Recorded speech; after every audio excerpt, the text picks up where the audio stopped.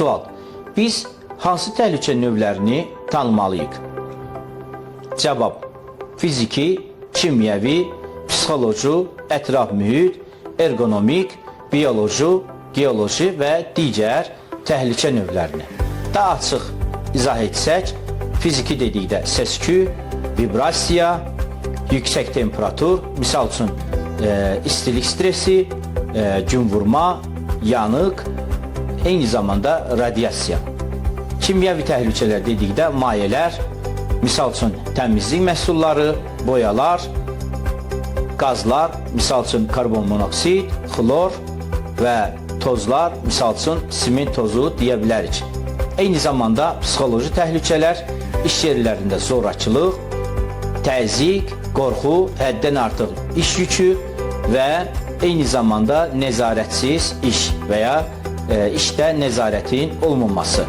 Ətraf mühit təhlükələr dedikdə keyfiyyətsiz və çirkli hava, su, torpaq deyə bilərik və həmçinin azbest və təhlükəli tullantılar da ətraf mühit təhlükələrindəndir. Ergonomik təhlükələrə gəldikdə isə düzgün tənzimlənməmiş iş yeri, tez-tez yük qaldırma, yanlış bədən duruşu və təkrarlanan hərəkətlər deyə bilərik. Bioloji təhlükələrə gəldikdə isə qanlar və ya digər bədən mayələri, zəhərli göbələk, kif və həmçinin həşərat sancması deyə bilərik.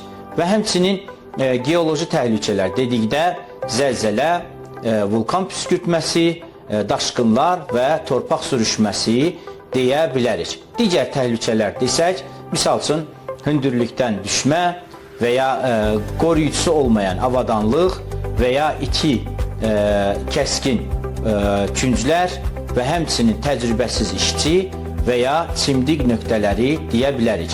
Biz təhlükələrin birini və ya ikisini sizdə şəkildə nümunə olaraq göstərəcəyik ki, sizə təhlükələr daha açıq şəkildə aydın olsun. Misal üçün göldə köpək balığını görürük və gölün kənarında isə insanı görürük. Həmin köpək balığı insan üçün bir təhlükədir və digər şəkildə insanı həmin köpək balığının yanında üzdüyünü görürük. Bu isə artıq onun üçün riskə çevrilmişdir və digər şəkildə evin içərisində insan və yuxarıda ildırımı görürük. Burada həmin ildırım insan üçün, yəni evin içərisində olan insan üçün təhlükədir və digər şəkildə isə ağacın altında insan görürük. Həmin ildırım orada ağacın altında olan insan üçün artıq riskə çevrilmişdir.